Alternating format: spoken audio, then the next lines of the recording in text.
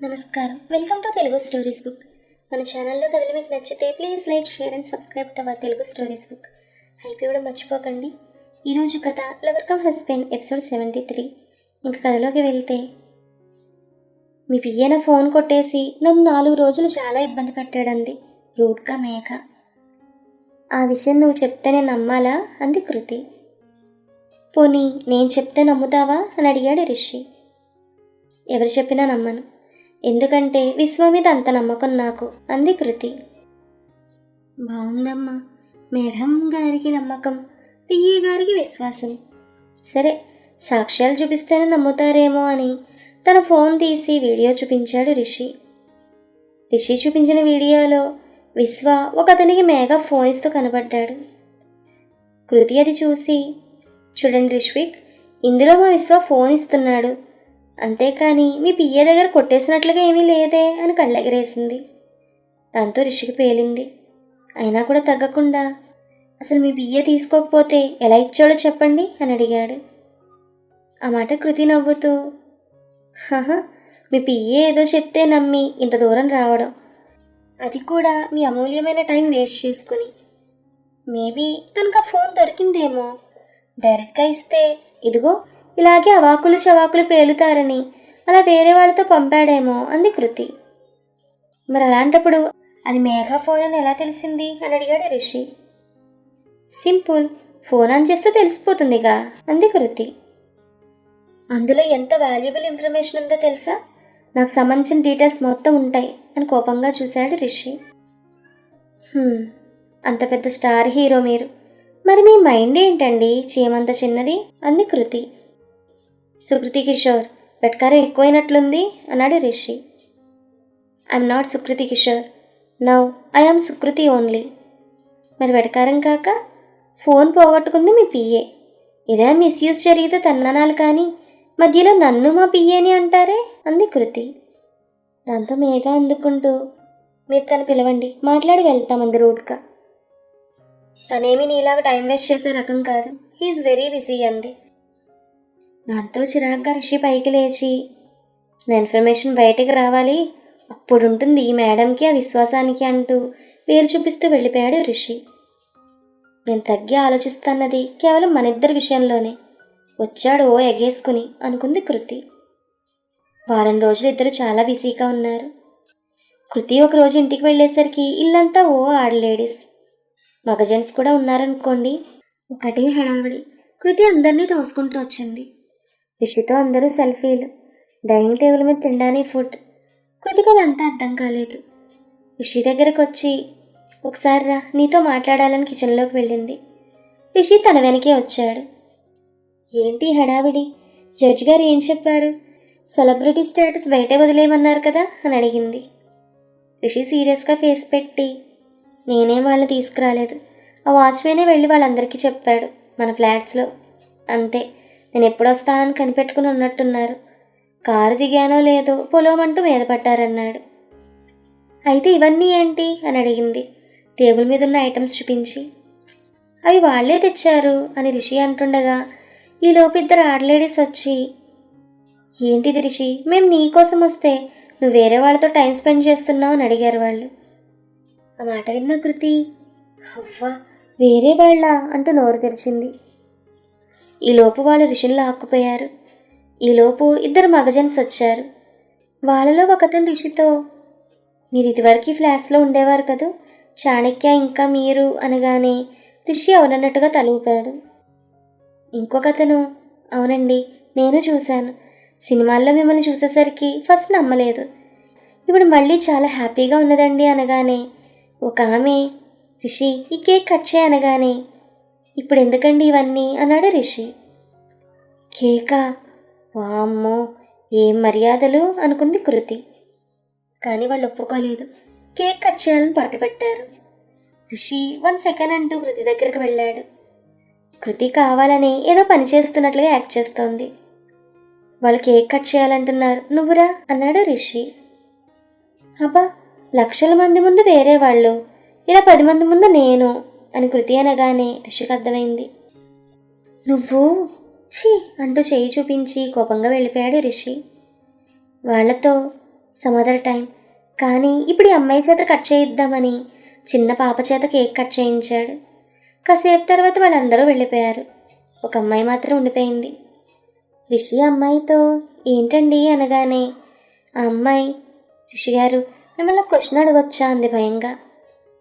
అడగండి అన్నాడు రిషి. మీరు ఎవరినైనా లవ్ చేస్తున్నారా అని అడిగింది. ఏ అని అడిగాడు రిషి. ఏం చెప్తాడా అని కృతి కుతూహలంగా వింటోంది. ఏం లేదు, మా ఫేవరెట్ హీరో గురించి తెలుసుకుందామని, అంతే. ప్లీజ్ చెప్పండి అని అడిగింది ఆ అమ్మాయి. చేశాను, కానీ తనకు పెళ్ళైపోయింది అన్నాడు. అయ్యో అన్లక్కీ తను అంద అమ్మాయి. రిషి తన దగ్గరగా వచ్చి చిన్నగా, అలా ఎందుకు అనుకుంటున్నావు? అలాంటి అమ్మాయి ప్రేమను పోగొట్టుకున్న నేనే అన్లక్కీ ఏమో. సరే ఇంకా లాగించు అనగానే ఆ అమ్మాయి బయ చెప్పి వెళ్ళిపోయింది. రిషి డోర్ క్లోజ్ చేసి, అబ్బా తుఫాను వెలిసినట్లుగా ఉందన్నాడు పెద్దగా. ఇంతలో కృతి వచ్చి, ఏం చెప్పావు అమ్మాయికి అని అడిగింది సీరియస్గా. అయ్యో తుఫాన్ ఇంకా పోలేదా అన్నాడు రిషి. నువ్వేం చెప్పావు అని అడుగుతున్నాను అంది కృతి, కళ్ళల్లో చిరుకోపం. రిషి షర్ట్ బటన్స్ తీసుకుంటూ, ఏముంది కరెక్ట్గా చెప్పావన్నాను అన్నాడు. ఆ మాట విన్న కృతి, అంతేనా, ఇంకేదో అనుకున్నానన్నది. ఇంకేదో అంటే అని అడిగాడు షర్ట్ విప్పుతూ రిషి. అది చూసిన కృతి, ఏంటిది సిగ్గులేదు అంటాడు తిరిగింది. అబ్బా రోజు షర్ట్ లేకుండా ఎక్సర్సైజ్ చేస్తుంటే బాగానే చూస్తున్నావుగా అన్నాడు రిషి.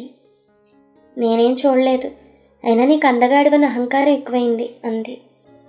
అవును ఎక్కువే, అయితే ఏంటి ఇప్పుడు? నువ్వేమీ పెద్ద ఫిగర్ కాదు, ఏదో యావరేజ్ అంటూ వెళ్ళబోయాడు.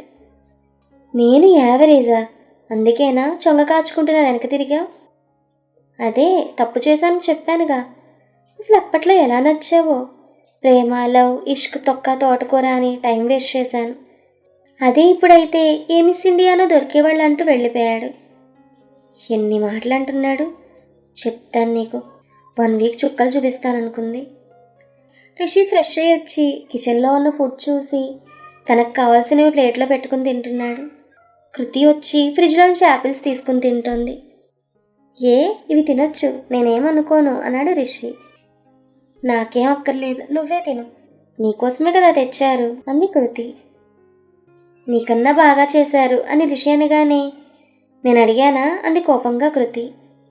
ఇంతలో రిషి ఫోన్ మోగింది. రిషి ఫోన్ లిఫ్ట్ చేసి, హలో చెప్పండి ఎలా ఉన్నారు అని అన్నాడు. నేను ఓకే, ఏదో అలా ఉన్నాను సార్.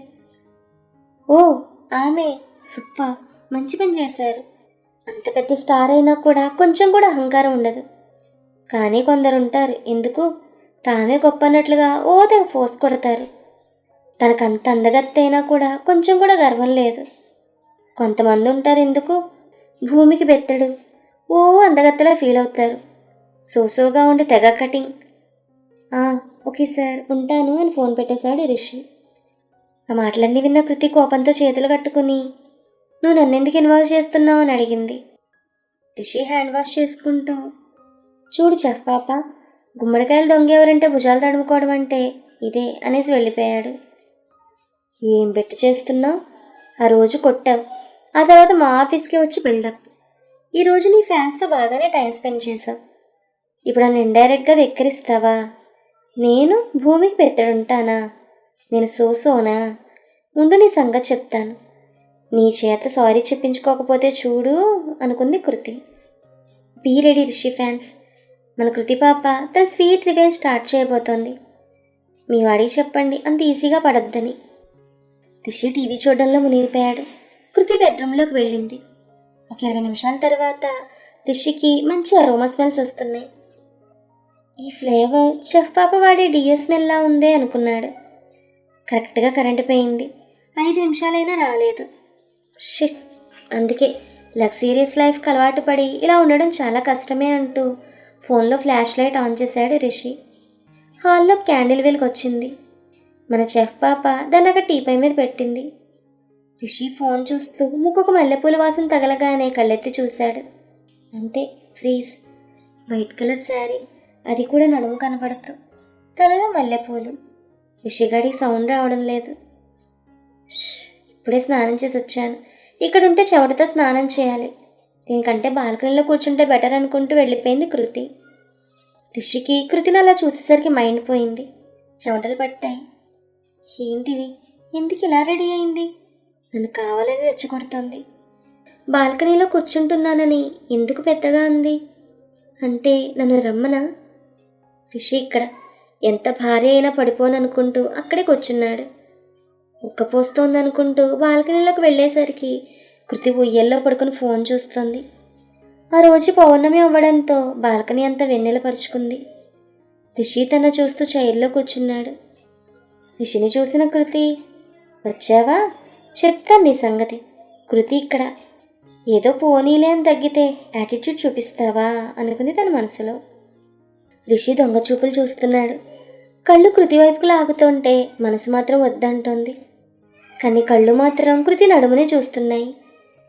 వెన్నెల వెలుగులో సన్నని నడుము, సిల్వర్ ఇంకా వైట్ కొంచెం గులాబీ రేకులు కలిపిన అదో రొమాంటిక్ కలర్లో మెరుస్తుంది. సరిగ్గా అప్పుడే పాట పెట్టింది కృతి కావాలని.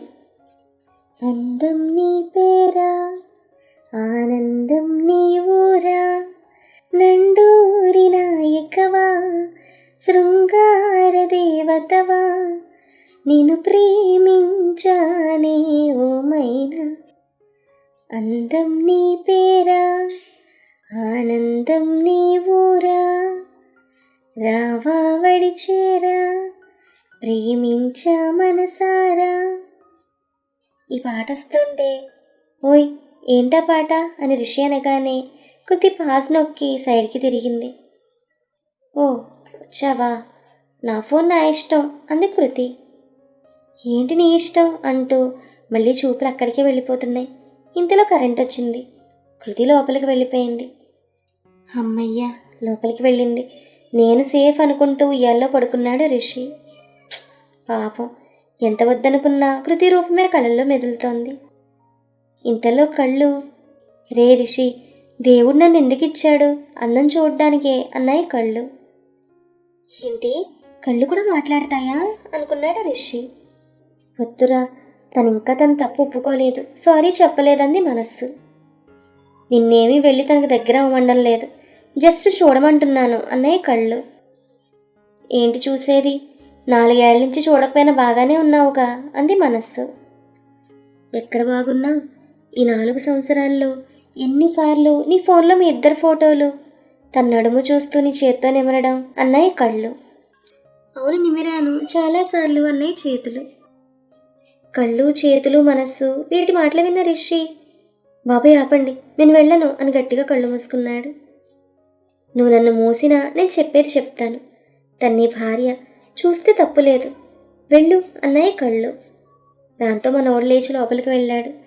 కృతి బెడ్ మీద పడుకునుంది. కళ్ళు మూసుకుంటూ వెళ్ళి సైలెంట్గా పడుకున్నాడు.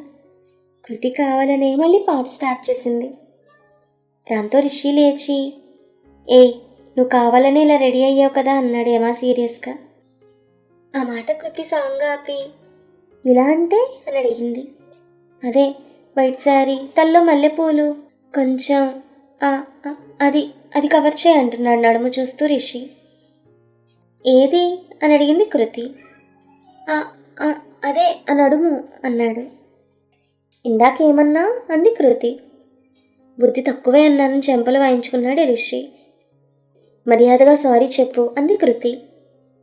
నేను చెప్పను అన్నాడు రిషి. అయితే నా ఇల్లు, నా రూమ్, నా శారీ, నా ఇష్టం అంటూ చీరకొంగు జరిపింది కృతి. రిషి స స అంటూ చూపు తిప్పడం లేదు. ఏంటి సాసా, ఆ చూపులేంటి అని అడిగింది కృతి. సారీ అనేసి కింద పడుకున్నాడు రిషి. ఆ మాట విన్న కృతి, ఇంకెప్పుడు నాతో పెట్టుకోకు, దట్ ఈస్ కృతి అంటూ దుప్పటి ఫుల్గా ముసుగు వేసుకుని బొబ్బుంది. ఇంకెప్పుడు కళ్ళ మాట వినకూడదంటూ పడుకున్నాడు రిషి. కానీ నిద్ర పట్టడం లేదు. కొన్నేళ్ల క్రితం సేమ్ ప్లేస్, ఇద్దరం ఎన్ని మెమరీస్ని షేర్ చేసుకున్నాం. అసలు ఆ నడుము ఇంకోసారి చూస్తే నా వల్ల కాదు బాబోయ్, వద్దు, నేనేం చూడలేదనుకుంటూ నిద్రలోకి బలవంతంగా వెళ్ళాడు రిషి. ఆ తర్వాత ఏం జరిగింది? Keep listening. ఈ కథ మీకు నచ్చితే please like, share and subscribe to our Telugu stories book. Thank you.